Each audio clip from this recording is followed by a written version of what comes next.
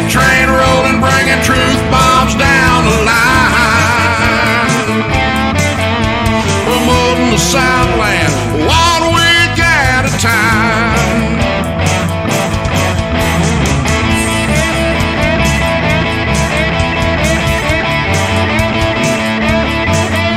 Promoting the Southland 1 week at a time. SCV chat starts now.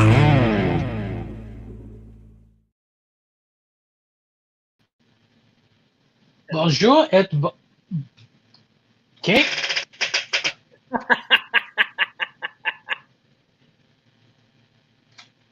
Bonjour et bonsoir, mes amis. All right, I'm not going to do the whole show in French. I am trying to learn French, though.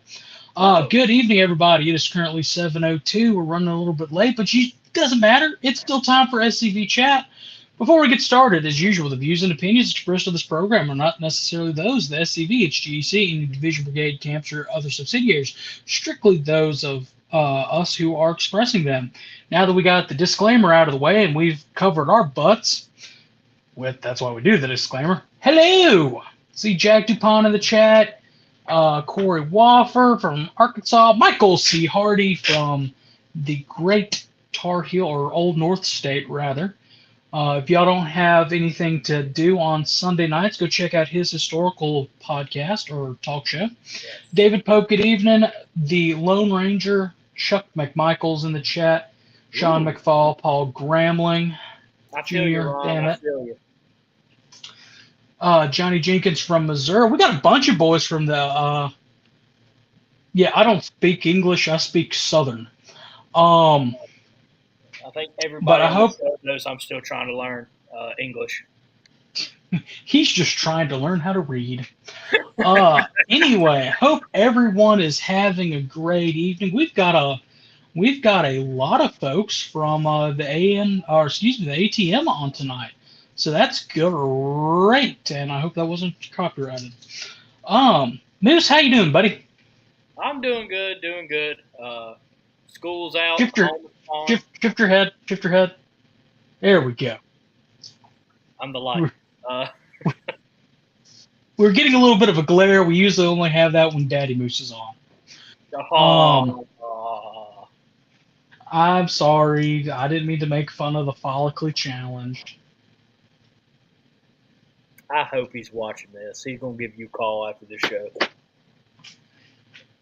He didn't return my text message about the ruining Star Wars thing, so. We're in Star Wars mode right now. I don't think he wants you to ruin it for him just yet. True. Anyway, hope everybody's having.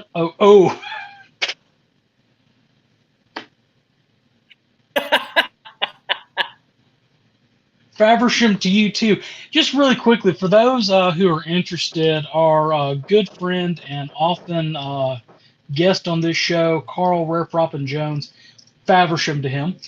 He does have his own page, 1175 Firearms Training. Didn't know if y'all knew this. He's a little bit of a firearms enthusiast, but what Marine isn't? Do you know he was a Marine? Anyway, y'all go check his page out. He's got a lot of good things on there. He also does classes about proper firearm techniques and things like that nature. He's got all of his credentials on there. I believe he's certified as an instructor with the NRA. But check him out if y'all are in the Alabama area or needing somebody to instruct you on how to use firearms. Talk to Carl. Plugged you, buddy. Anyway, so you're done with school for the semester. That means you can dedicate all of your time to SCV chat. I'm doing all my time right now on getting everything straightened out on the position you appointed me to. Yeah, we'll talk about that after the show. Really quickly, as a reminder for everyone, National Reunion is coming up. Get those registrations in.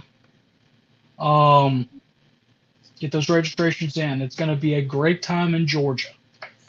No, Vinny. Yeah, Vinny, no. Ask Connor. I basically keep the schedule for SCV chat, and we still mess it up. Yeah. Way than me. Oh, Way to and defend. there is Army of Tennessee Commander Jimmy Hill in. I think that if we get a couple more folks in, we could almost have a GEC meeting. Kidding. Speaking of people on the GEC who are coming in on the chat, let's bring in our special guest, and I will read his biography off of his website. Wow. The author. Larry Allen McCluney Jr. is an instructor of American history at Mississippi Delta Community College and an American Civil War living historian since 1995. Based in Greenwood, Mississippi, he's the author of numerous best-selling books, which have been the topic of historical debate among students and historians. Additionally, McCluney is currently a member of the nonprofit organization Sons of Confederate Veterans for over 25 years and currently serves as Commander-in-Chief of the SCV. He is also former chairman of the combined boards that oversees Borgaard, the last home of the only president of the Confederate States of America, Jefferson Davis. Borgaard, which is in Biloxi, Mississippi, served as a ceasefire retirement state for Jefferson Davis and his family. Gonna add also for Confederate soldiers, their widows and orphans and servants. McCluney received his bachelor's and master's degree in history from Mississippi State University. The only good thing from there, besides Commander-in-Chief McCluney and a couple other friends, would be Stephen D. Lee. Sorry, that's just a little extra from me. He has written 3 books: Yazoo Pass Expedition, A Thrust into the Delta, Civil War Series 2017, ranked bestseller in military pictorial history, Reconstruction history of the U.S. and U.S. Civil War Confederate history, and On to Vicksburg, the Mississippi Central Railroad campaign. His latest book is In Defense of Borgaard, came out in 2022, and I just dropped my earpiece. So he's received several awards from the SCV and UDC. He is also Mississippi's top American history teacher 2014, as chosen by the Daughters of American Revolution, and who's who among America's top teachers on numerous occasions. For more information about him, you can read about him at LarryMcCluney.com. That is LarryMccluney.com. Hi, Commander. He's also our Commander-in-Chief. I didn't write that. It's the publishing company that wrote that. Yeah, we could tell. They used the term Civil War in there. Oh, yeah. The publishing company wrote that, so it is what it is. Should have gotten Thomas Franklin to write the foreword to his book. Okay. I didn't know Thomas Franklin could write. Oh. He can write, he just can't read. Oh, okay. That makes sense. Well, guys, how's it going? Moose, you through with school? I got 3 more days. Graduation's coming up Friday. That's another year up under my belt, and I finally get rid of some more headaches. Can't call your students headaches.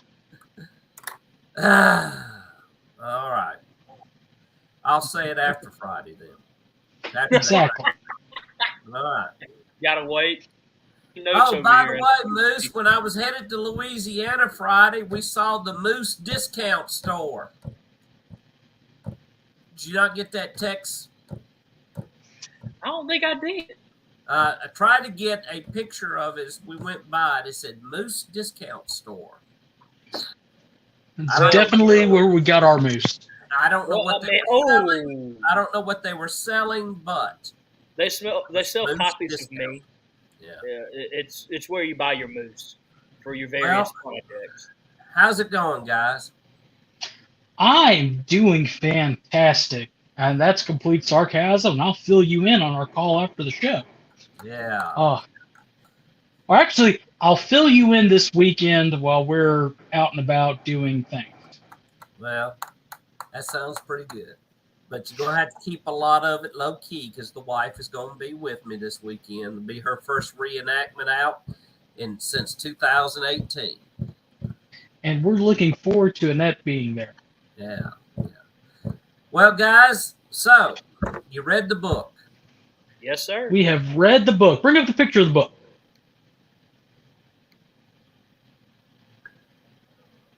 Boom. Boom.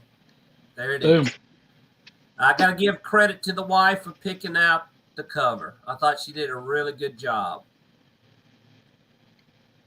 Oh, yes, sir. I love the picture. Yeah. It's one of my favorites of Beauregard. Before we get into it, it's early war one. I've been telling you since you've been doing Beauregard, you need to get a set of epaulets. Yeah, one of these days I will. One of these days. I haven't had a chance to do early war impression yet. Probably whenever I go to we go to Charleston in not next year but the year after. Mm-hmm. I'll probably have to get me a uniform for that. So yeah, gives me a couple of years to gather money up for that one. Really quickly, let me answer Corey Shane Wofford's question. As far as getting a copy signed, you really need to come to one of the Commander-in-Chief's book signings. He can give us some dates on that. If you want to get a copy, I believe that's the only place you get them as well right now. No. If they go to LarryMcCluney.com and go to contact, they can email me or call me, place an order. I can take the orders electronically, and I will ship it out to them already signed, ready to go. Oh. But you can also get them on Amazon. Not yet. They're in the process of putting it up on Amazon. But if you want to get one personally from me, and you want it signed, you can order it or show up where I am signing books. So. But the other two books you can get on Amazon. Right. The first two you can. Yes. You know, Yazoo, before we get into the review on Beauregard, you know Yazoo Pass is my favorite of your books. Really? You know why? I only live about 5 minutes from Fort Pemberton, so. Well, do you know why? Why? Because you mentioned me in the foreword. Okay.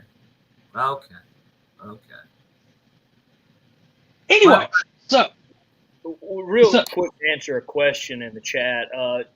It does say it's not available on the site, but you can email the commander, I believe, and he can get you a copy.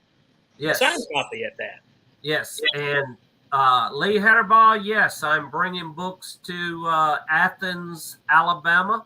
I will be in Athens, Alabama the first week of June. I'll be speaking there at the Hobbs camp, and I will be signing books there. In fact, if you want to spread the word, Lee, I'll give my talk, of course, will be on my book. So,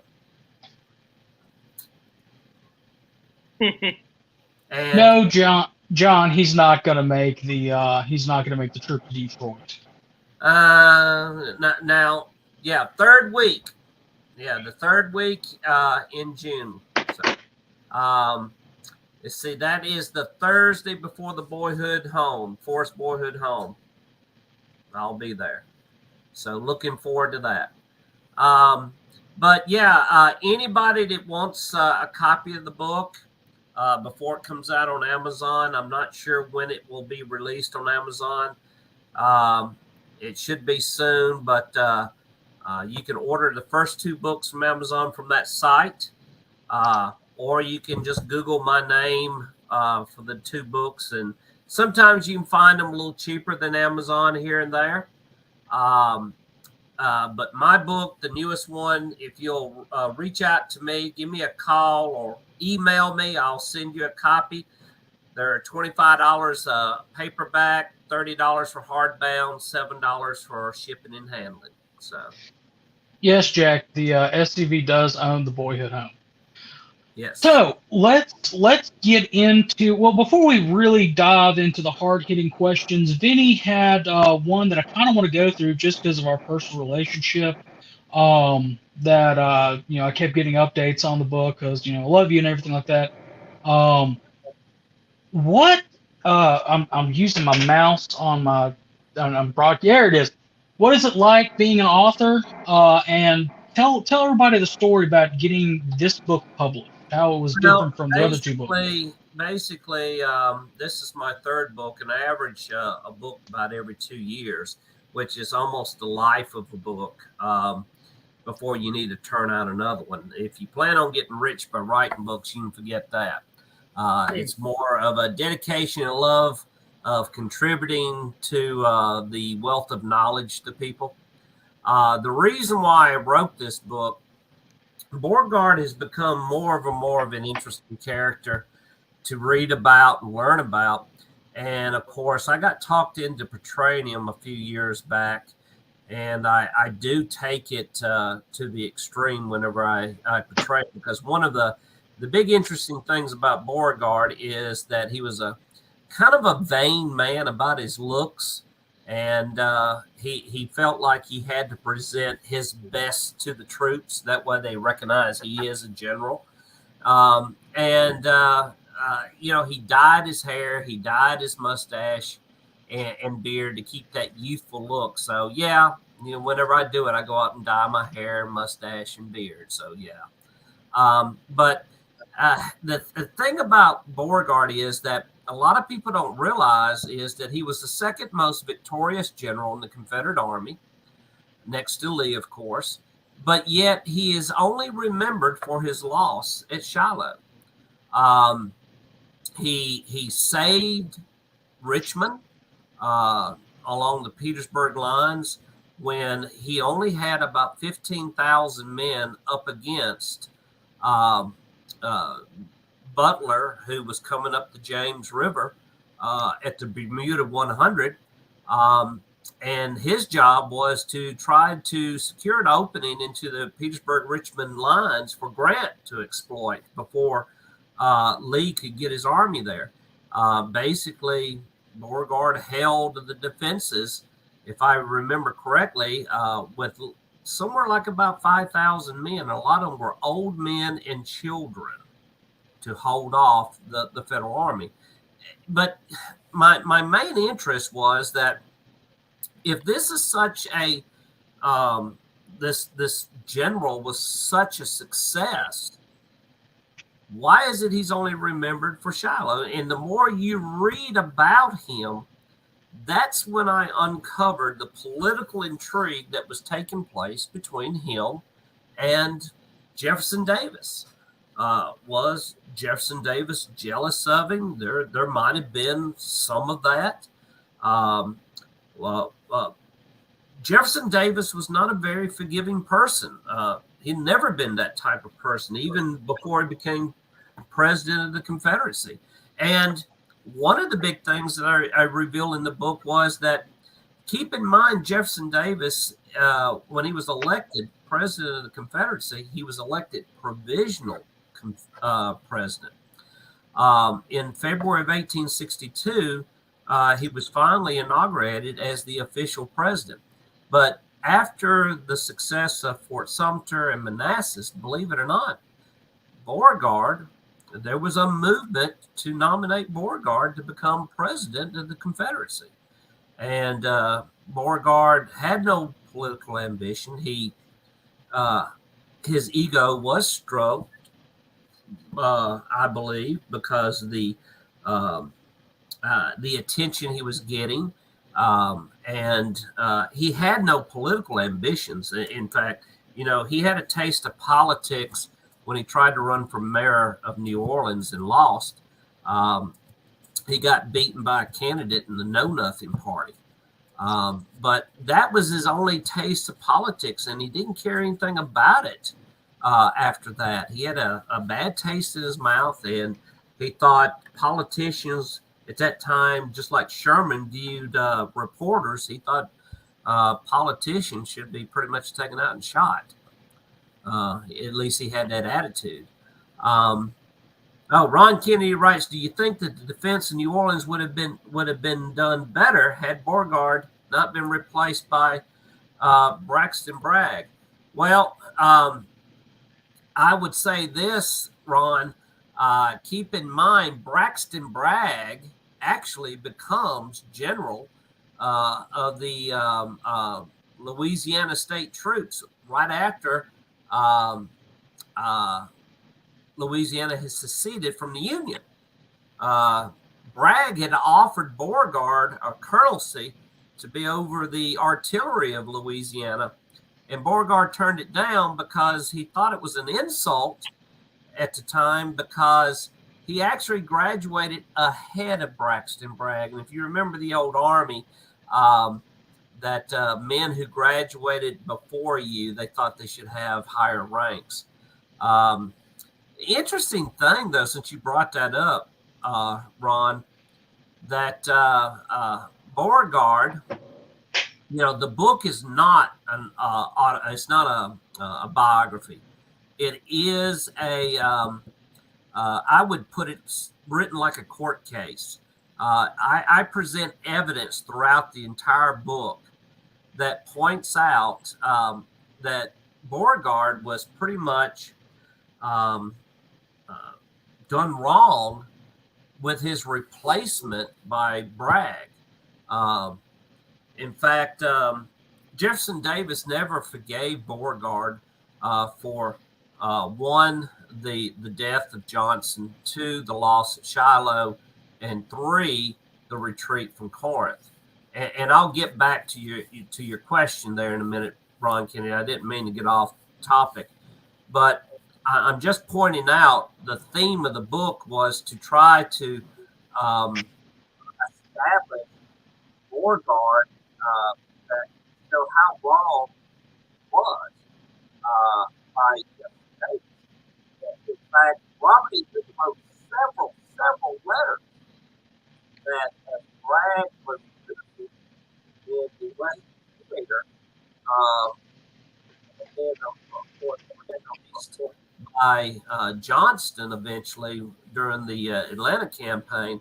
When when Davis was thinking about replacing Johnson, Lee was encouraging, replace Johnson with Borgaard. Replace Johnson with Borgaard. Now, this goes to show the political intrigue that was going on. Jefferson Davis was content with having Borgaard exiled to Charleston after he relieved him of command after the retreat from Shiloh and Corinth. But get this. Davis was 95% convinced Borgaard should be back in command of the AOT. He summoned Borgaard from Richmond.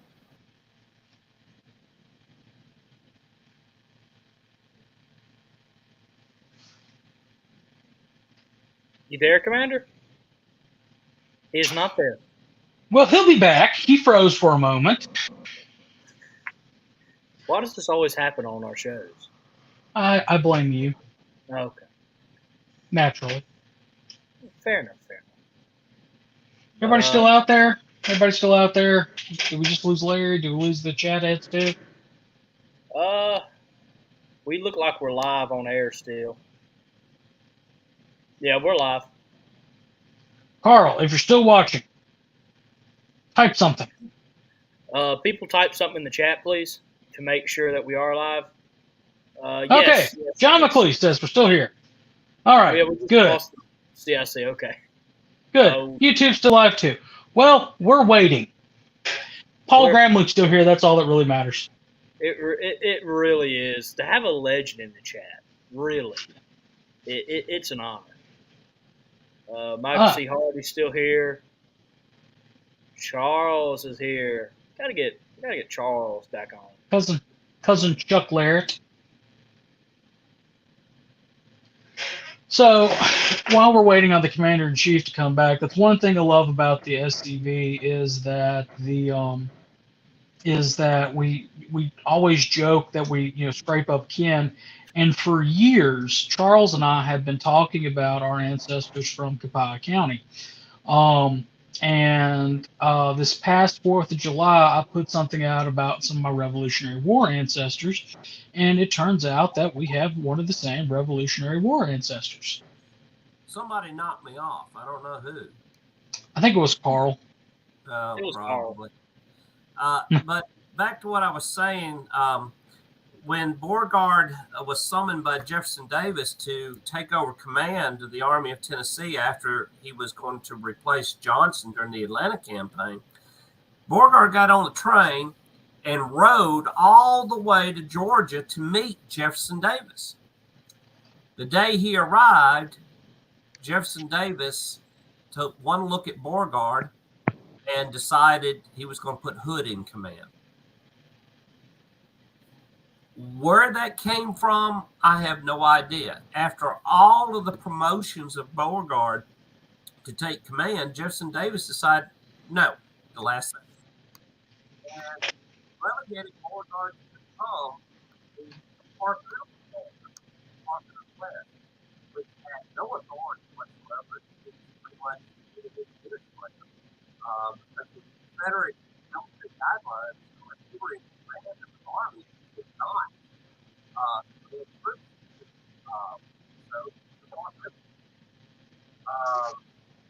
Eventually, Borgaard will come back home to become commander of the Army, but it won't be until after Hood had directed the Army to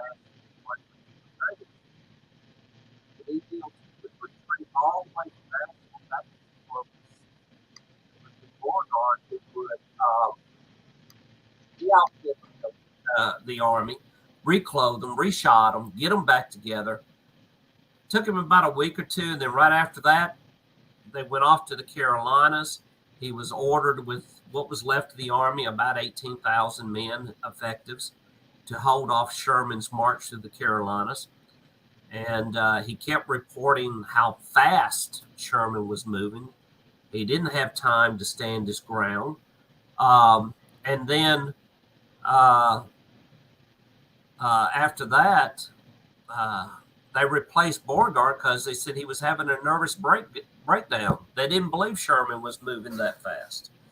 So, somebody says my audio is poor. How is it now? Better now. Pretty much what everybody missed was Beauregard taking command after the Battle of Franklin, after Hood got cashiered. Him refitting the Army, what was left of the Army of Tennessee, getting into the Carolinas, and having to fight off Sherman. But the politics after the war continues between Beauregard and Jefferson Davis. I'll end it with this because I know y'all gonna want to ask some questions and comments, and I'm sure people viewing's gonna want to ask something. But I'll end it with this. When the war was over with all that inner fighting going on between Beauregard and Jefferson Davis, for whatever the reasons were, and I say read the book and you'll find out the reasons. When Jefferson Davis, after the war, goes back home and eventually settles down at Beauvoir, and he writes his Rise and Fall of the Confederacy, two instances happen. Basically, the best way to put it is that it got into a little squabble once again between Beauregard and Jefferson Davis. Davis wrote his Rise and Fall, and without actually naming Beauregard's name, throughout the entire Rise and Fall, he puts little innuendos that Beauregard was the reason why the Confederacy lost the war. He gives those little innuendos, and then as a result, Beauregard writes his memoirs, which he did not author. He paid Roman to write the memoirs. Basically, Beauregard dictated it to him, and Roman writes Beauregard's memoirs, his military campaigns throughout the war. The second weird incident that takes place is that Jefferson Davis was asked to become the main speaker in New Orleans, at Metairie, to be honest, when they were dedicating the tomb, the Army of Tennessee. And it has on top of it a statue of course, Albert Sidney Johnson. Hopefully people will go down there and see it. It's a gorgeous tomb. It's a gorgeous statue. But Borgaard was sent an invitation to appear, and he believed he needed to be there because, he was the Army of Tennessee commander at one time, And he felt, well, I need to be there at least for appearance sake, in respect for the men. Throughout the speech, Jefferson Davis downrated Borgaard horribly. It told the audience basically that Borgaard was the reason why Johnson died, and we'll never know what kind of a great general Johnson was because Borgaard allowed him to be killed. And Borgaard sat there and smiled throughout the entire time and took this insult. And then when it was over with, he went up to several people and said, basically says, instinct told me not to show up, but I did anyway out of respect for the men who will be buried here. He says, but I will never do another function with that man. So when Jefferson Davis dies in New Orleans, Borgaard was asked to be the grand marshal of the funeral. And when he was asked, he says, well, we didn't get along during wartime. I don't see why we need to change that. And he turned it down. There was this huge rivalry between these two men, even after the war and so forth. So, but like I said, it's not a biography. I really, hopefully people enjoy reading it because I really get right down to a lot of the instances, the inner fighting between Jefferson Davis and Beauregard. And who knows, right there at the beginning of the war, Beauregard told Jefferson Davis that we could have won the war right after Manassas. Let my army march on Washington, D.C. The road was wide open. And basically, Jefferson Davis was listening to the wrong people instead of listening to Beauregard. And Beauregard basically told him, if we don't take it before Christmas, we'll never take it. And Davis believed that we need to mourn our losses. Surely those people see our cause as just, and they'll never attempt to invade us again. So basically, Beauregard wanted to take the war to the north and take Washington. Can you imagine what would have happened if we took Washington? And look, guys, it wasn't just Beauregard that thought that. Longstreet had disobeyed an order. He had marched his brigade down the road going to Washington, disobeyed an order. He was ordered to stop. He kept going, and finally, Beauregard sent an order, and he finally halted. I mean, Longstreet was leading the way on to Washington. And then, of course, Stonewall Jackson was ready to go. He kept saying, give me a regiment, and I'll lead it into Washington. Who can argue with these men? They go on to become top generals of the Army in Northern Virginia, but yet nobody would listen. All right. Do your worst. Do my worst. Okay, so you've already covered, what was the purpose of the book was to, kind of, set the record straight about Beauregard. So we got that. The facts are definitely accurate, and that gets me into the what I believe is the book's greatest value. I'm trying to get to the beginning of the appendixes really quickly so I can show everybody. That's Appendix 3, Appendix 2, Appendix 1. So this much of the book right here, which is a good last pages 217 through 358 is nothing but your footnotes, your endnotes, as well as your appendixes, which we live in a day of age now with at least people looking up for historical knowledge. They go to Wikipedia. Now, granted, that's not the best source for you to use. However, I love the fact that you include all of those appendixes in there because then while this, the defense is up here, your firsthand accounts back here. Being a historian, whether it's writing a history paper or being a reenactor or whatever, going and being able to put your hands on the firsthand sources are fantastic. And you laid that out there very well. I love the fact that you included the 7 questions that Johnston's son when he went to, I believe it was Mobile. I've got it marked right here, but when he Yeah. went to Mobile after Borgaard's, I believe it was his throat operation.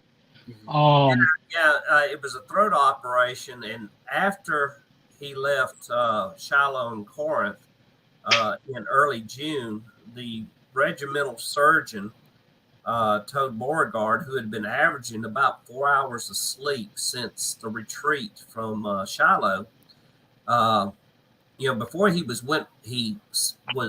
went west after he left the Manassas. He had a throat surgery, and he didn't quite fully recover from it. So you imagine after Shiloh, from April to early June, he's averaging 3-4 hours of sleep a day and totally exhausted. And basically the generals tell him that if you don't take at least a week to 10 days rest, you're going to die. So what does he do? He goes to Bladden Springs, which is just north of Mobile, to rest in the spring waters there. Right, and I love that because that is one portion that is often left out of the Beauregard story, is the fact that after this happens, Jeff Davis sends one of his aides-de-camp, who just happened to be Albert Sidney Johnston's son, to interview Beauregard to make sure that he did everything right. And he writes in there saying that pretty much he did everything he could. That was a little bit of backlag. But with the son of your former commander going down there and exonerating you, you really can't do anything. It's very good that it's there. Speaks very well of Beauregard's character. I'm glad that's in there. Illustrations are great. The maps, things like that. Really like the fact that you include those illustrations in there. It helps understand things a little bit better. Excuse me, I got the hiccups. Yeah. How did you like the picture of Beauregard before he grew a beard? Had the long mustache, and it looked like it was Prussian influenced.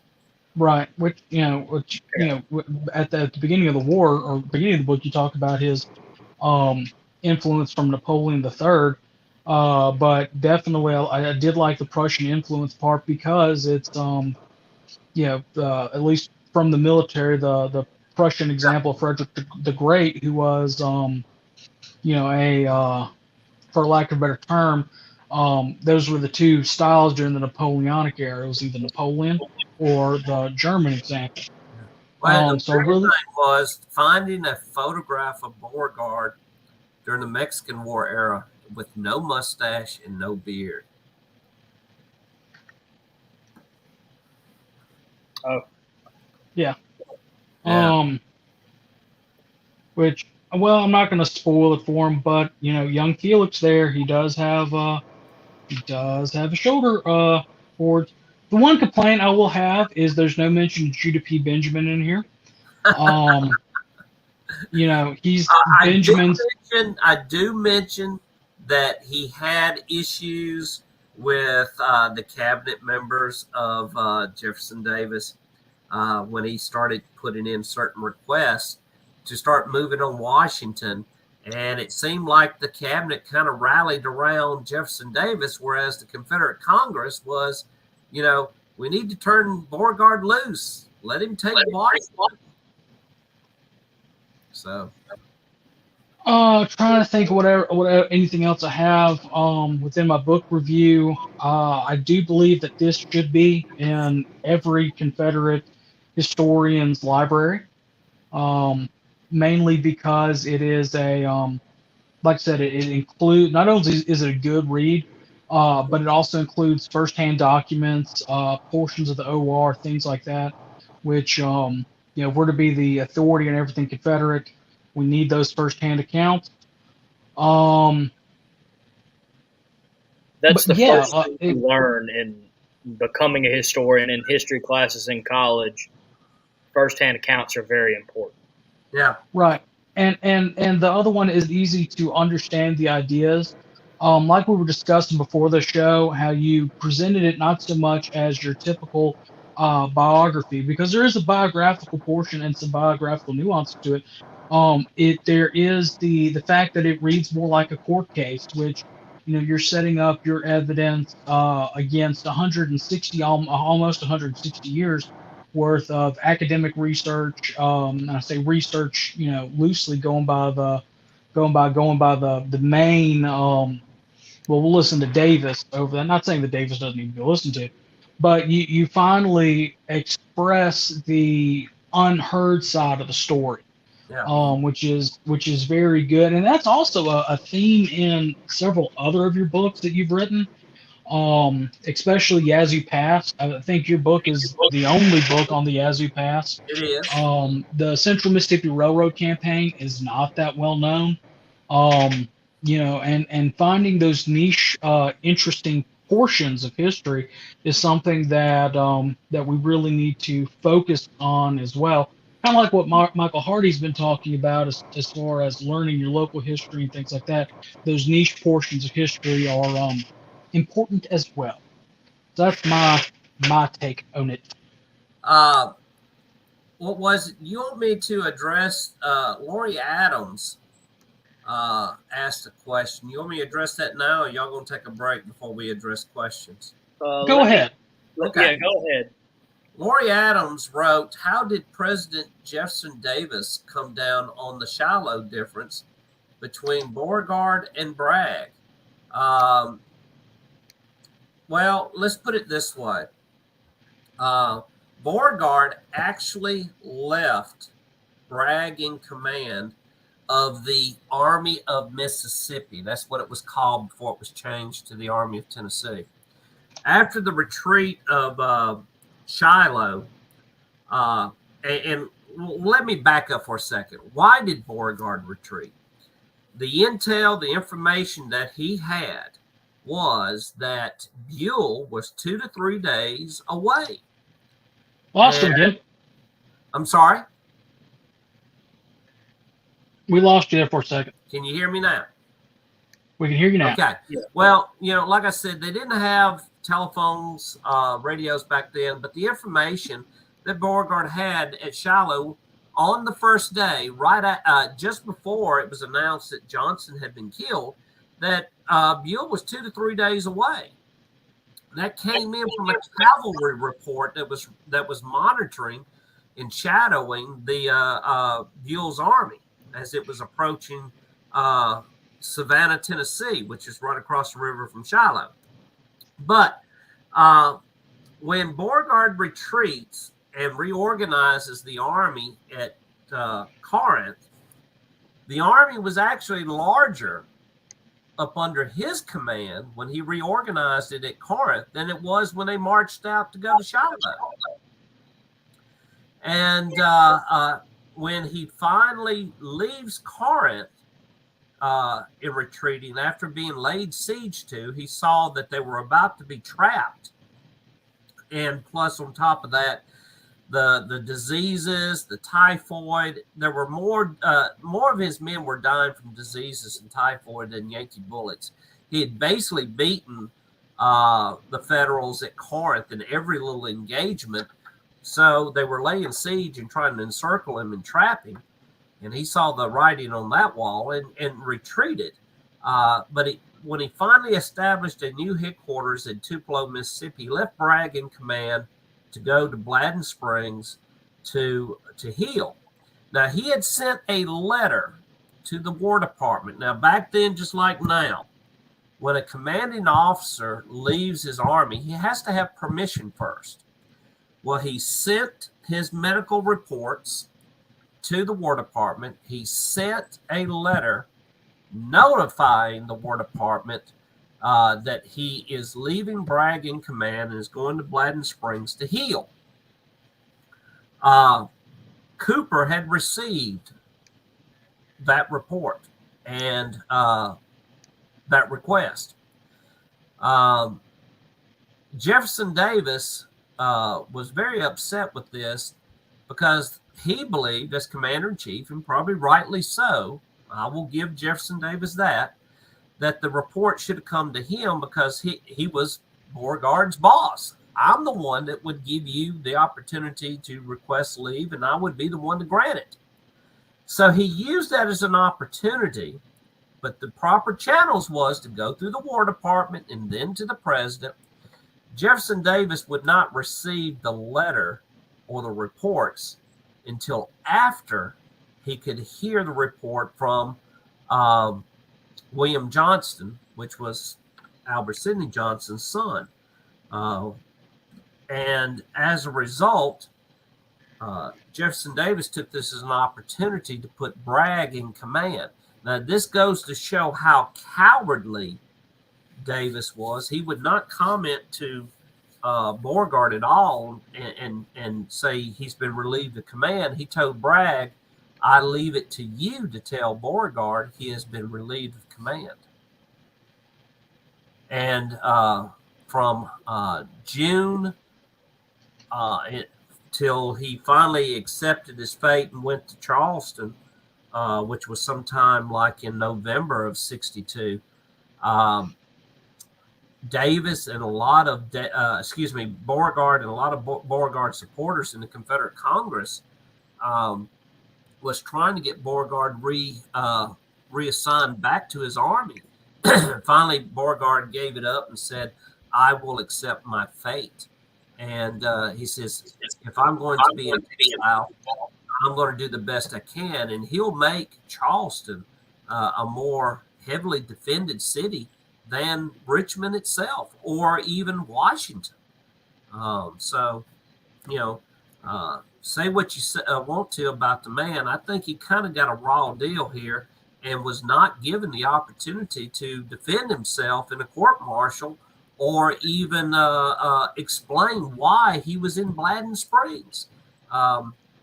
Davis, he used it as an opportunity to, you hold the reports, I'm going to relieve it, and then you send the reports, and then I say, you abandon your post without permission. So hopefully I answered your question, Lori.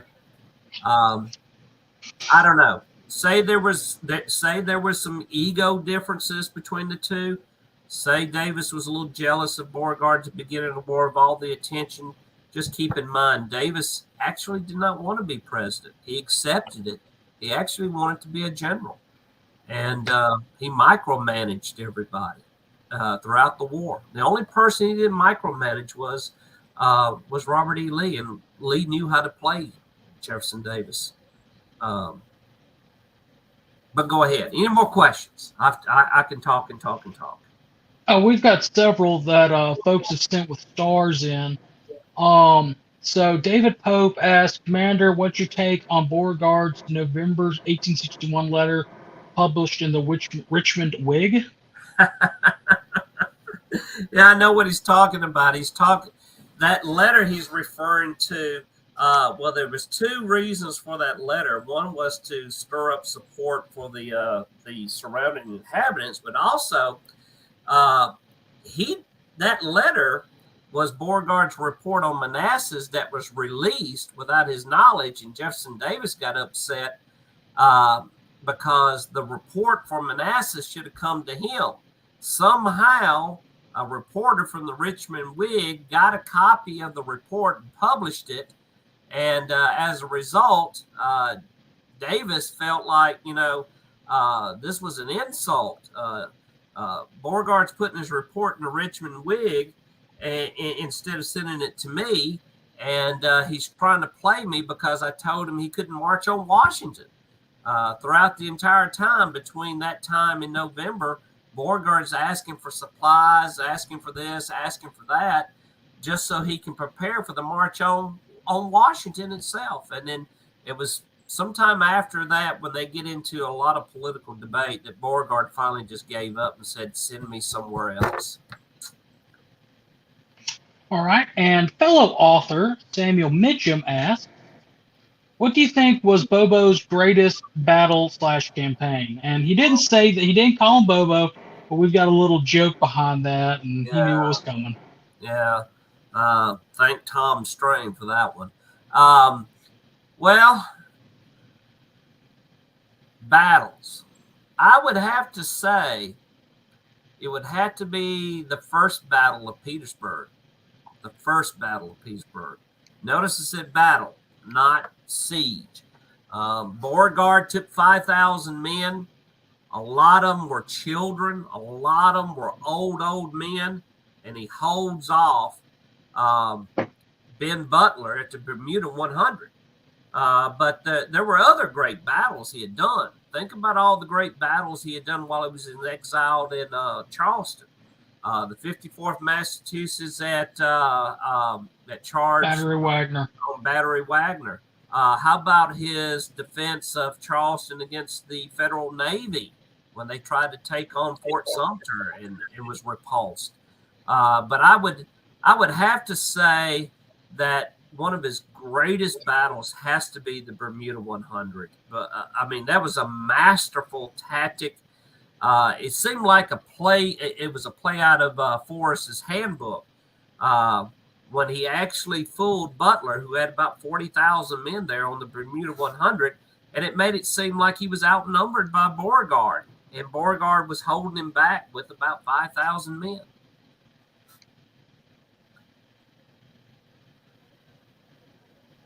I'm scrolling through really quickly to see what well, that's all the comments that I can see. Just everybody make sure that you so I'm on a website that is a War Between the States book review, and there's another one that just came out about Beauregard, Dreams of Victory, PTG Beauregard in the Civil War, where they talk about this author had previously written about those, what you just talked about. I'll send you the link to these people, to this guy's website. He's already reviewed one of your books. I think that it'd be good for him to write a review as well. Yeah. And that book came out about the same time mine did. It's kind of interesting that you had two writers writing on basically the same subject, Borgaard. So Borgaard is really starting to pick up a lot more attention now, and people starting to realize that maybe this was an opportunity lost. You know, when you have men like Robert E. Lee trying to write the president and tell him Borgaard needs to be in command of the Army of Tennessee, you know, that says a lot, and yet the president didn't listen. Of course, the book, The Authority on Borgaard, if anyone's interested and really wants to read a biography on him, was done by Professor T. Harry Williams, who was a professor at Louisiana State University. This was done back in the 50s on Borgaard. It's still probably the only biography on Borgaard. In a modern sense, there hasn't been a biography written on him since then. But, you know, T. Harry Williams wins some type of Pulitzer Prize on this, if I remember correctly. And but yet there's some things that he writes about Beauregard I just don't agree with. He kind of comes off saying that Beauregard was not that great of a general at the beginning of the war, but by the time near the end, he matures into this great general. He finally starts to make a name for himself with his defense of Charleston and defending Petersburg and opening it up so that Lee can come in and saves Lee's army. You know, the Petersburg defenses, when Beauregard took over, he condensed them, made them stronger than what they were before Lee's army even got there. You know, Beauregard had actually watched and studied the Vicksburg campaign, and, you know, it's John C. Pemberton that replaces Beauregard in that theater right there, and takes over Vicksburg. Just think, what would Vicksburg have been like if Borgaard had been there? So who knows? There's a lot of what ifs. So I've got a couple more questions while we're waiting on the chat. Anybody else to send in questions while I'm asking these? So do you want the fun question or do you want the serious question first? Shoot, go ahead. All right. So during your research on Beauregard, I know you've done research. What? Okay. So during your research on Beauregard, I know you did a lot to portray him in first person, but writing the book is a lot different research-wise than being able to portray someone. Do you have any areas or any stories about finding stuff that either made you laugh or about Beauregard? Yeah, well, I mean, just anything anything that struck you as significant or interesting or profound or amusing or disturbing. Yeah, there's something kind of a little creepy here. As we all know, Beauregard actually outlives 2 wives. His first wife, he was just definitely in love with her. She bears him 3 children, and he will mourn her death for almost 10 years. 10 years he would go into mourning. In 1860, Miss Catherine DeLone would bring him out of that mourning, and then he would fall in love with her and marry her. But the weird thing is that after Catherine dies, not Catherine, Caroline DeLone, after she dies in 1864 in New Orleans while he's off at war, he was sending a button off his coat for every campaign that he was in. And that little button was a message to her that he was still alive. Eventually, when she dies, Beauregard's daughter gathers up all those buttons and makes a bracelet that she will wear throughout the rest of her life, made out of her father's buttons from his frock coat. And that would be passed on from her to her daughter and so forth and so on. But the weird thing about it is, now, everybody thinks of Beauregard as being a ladies' man and so forth. He liked the attention of women. Granted, every guy likes, some woman giving him attention and so forth. But he never played upon it. He really didn't. He was a very devoted husband. He had a lot of fan mail from young girls, and just like the men of that time period, they liked the attention and the flirtations, and he would write letters back and so forth like that. That is the life of a soldier, being away from home. But the weird thing is that after the war, Beauregard becomes very, very devoted to his daughter. Almost creepy-like. Everywhere he went, she was there. Everywhere she went, he always made sure he was there. And when she gets married, he convinces her husband to stay in New Orleans so that they would not ever be separated. In fact, when she dies, and she dies before him, he personally, remember now, Beauregard's an engineer. Borgaard designs the mausoleum for his daughter, and it looks like it's got a little bit of Islamic influence or Middle Eastern influence to it, but it is a gorgeous mausoleum that I've seen. So that's kind of a creepy thing there. In fact, he makes a trip to Niagara Falls. David White, commander down at the Borgaard camp in New Orleans, sent me this picture showing Borgaard after the war sitting in the chair. He looks like he's wearing maybe like a white linen suit, and his daughter's there and a couple other officials who were in the Confederate that served up under Borgaard. I mean, they made trips together. They I don't know, maybe it was that connection back to his daughter's mother, his first love. Right. And you got to understand this. You see, his daughter's mother, his first wife, she died in childbirth, giving birth to her. Well, his daughter dies in childbirth, giving birth to her second child. So there's that connection there.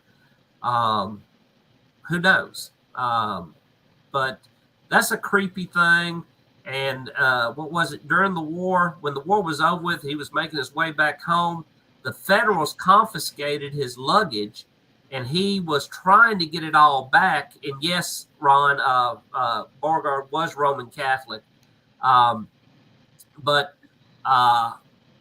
Borgaard was making his way back home to New Orleans. The Federals confiscated his luggage, and Borgaard had petitioned to get it back several times.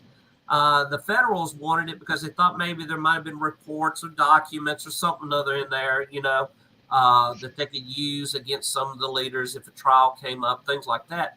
But the reason why Borgaard wanted his luggage back was that all the papers in the luggage were fan mail that was sent to him. Remember, I said he was a little bit of a vain man. He wanted all that fan mail so he could sit back and read it and write back to his fans. So, and the fan mail was from young ladies from all over the South. All right, final question, and then if we don't have anything else for the chat, we'll call it. Do you believe that there are any implications for with the style that you have written this book in on academic writing for in the future? As in reference to more writing on Beauregard? Well, not so much more writing on Beauregard, just the style that you set up the book with the partial biographic section in the front, followed by your conjecture, along with the evidence that you found. Well, that style, as well as this. There is another book in the wings I hadn't really told anybody about, so I'll make this announcement now. It's still in the planning stage, but I've already got an idea for a new topic, and I'm kicking around this title called "The Dark World of Slavery." And why am I calling it the dark world of slavery? No, ladies and gentlemen, I'm not doing a politically correct book or woke book. But I got to reading a news article about a month ago, and it was written in Roots magazine. And the article was about almost 4,000 free blacks in the United States before 1860 who owned slaves. And yet, look at the time period we live in, that all of this is white supremacy or white nationalism and so forth. It's interesting that this is an African-American magazine writing this article about free blacks who own slaves. And they also make the point of slavery as we know it, whether it's a myth or not, the facts cannot be argued. Unless you can find something else, but and I don't want to give away all of my ideas for the new book, but slavery as we know it was started by a black man in the late 1600s in Virginia. He owned both white and black indentured servants, and he basically sued in one of the Virginia courts to make this black indentured servant a servant for life. And it is after that they said that slavery as we know it comes from that. Now, there's some dispute on that. They think that there might have been a white man that had beat him to the punch on this.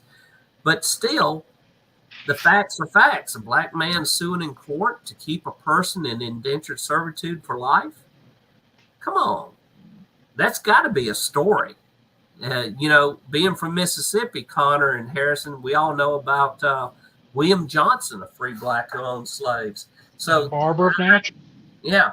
Yeah, and the 1619 Project, Mayo, forget that, because there were blacks that were slaves here in the colonies back in 1546, I think, when Spain was colonizing Florida and attempted to colonize the Carolinas, and they had African slaves with them. So if they say slavery started in the what's going to be the present United States in 1619, I got an argument for that. Everybody knows there were slaves in Mexico and African slaves. The ones that the Spanish brought to Florida came from Puerto Rico. So it's kind of hard to believe about that, isn't it? Well, I look forward to reviewing that one in 2 years once you have it completed. Just a reminder, if y'all are wanting to get a copy of the new book, we're not answering a ton of questions on it, not diving in. We're trying to be vague so that you'll get the book and read it on your own. Go to LarryMcCluney.com. At the very bottom of the page, there is a contact us with his email address on there. Please contact him. Let him know that you're interested in the book and everything like that. He'll send you an autographed copy. Where are you going to be in the next couple of weeks as far as book signing goes? Well, I haven't got my calendar in front of me, but if anybody's going to the Forest Boyhood Home Celebration, I'll be setting up a booth there. I'll be in Athens, Alabama, speaking at the Hobbs camp there. Let's see, I'll be down at Grand Bay, Alabama, the first weekend of June, speaking there and signing books as well. And Linda, all you got to do is go to LarryMcCluney.com. LarryMcCluney.com. You can see the website scrolling through. And email me or give me a call, and I can take payments electronically, and I will gladly sign you a copy and send it to you. Where else is it? I will not have a booth at the National Convention. We all know how busy that's going to be in July. But there are opportunities to reach out. If somebody wants to know if I'm going to be close to you, email me and I'll send you a schedule where I'll be signing books and doing programs and so forth. All right. Well, we thank you for coming on, Commander. Thank you for giving us a copy to review. Thank you for giving Moose a copy to review. I bought mine. Somebody said, will this be on ebooks? Yes, it will be on ebooks. As soon as they get it released on Amazon, you can order ebooks as well. Well, it looks like Moose is okay. It looks like Moose, his Wi-Fi has completely bit the dust. You know, I think it's kind of funny. He used to make fun of me and my Wi-Fi, and now his Wi-Fi is going out. Ha ha ha ha ha ha ha ha. Remember to tune in Thursday for Look Around the Confederation. Oh, it's back! My Wi-Fi has a bit of juice left. All right, go ahead and plug Thursday, Moose. All right, so we got a good show for you guys playing Thursday. I'm going to be getting in touch with Candyman, as all y'all know, who's been pretty sick, and he planned this Thursday episode. It's going to be a good one from who he has told me who's going to be on. So it is a much. So please tune in Thursday, and make sure to please send any of your short stories, videos, or write-ups to scvyouthOutreach@gmail.com, and you'll be featured on this upcoming episode of SCV Chat of Look Around the Confederation. Yeah, look around. So you will be hearing more about the Commander-in-Chief's book, at least where to get it, in the next coming week. Wink, wink. Because we got to do some things. Anyway, until next time. Before we forget, we're not doing a show next Monday. Oh, yes. It's Memorial Day. We will replay this episode next Monday. So go out and remember our veterans next Monday. Yeah, exactly. Remember those that didn't make it home. But anyway, till next time that we're on, In the words of the late great Harold Philpott, no Fumar in the elevator. Umar in